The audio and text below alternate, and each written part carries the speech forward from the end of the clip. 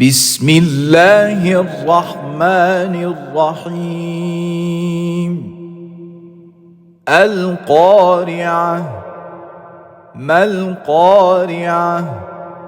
وما أدراك ما القارعة؟ يوم يكون الناس كالفراش المبثوث وتكون الجبال كالعهن المنفوش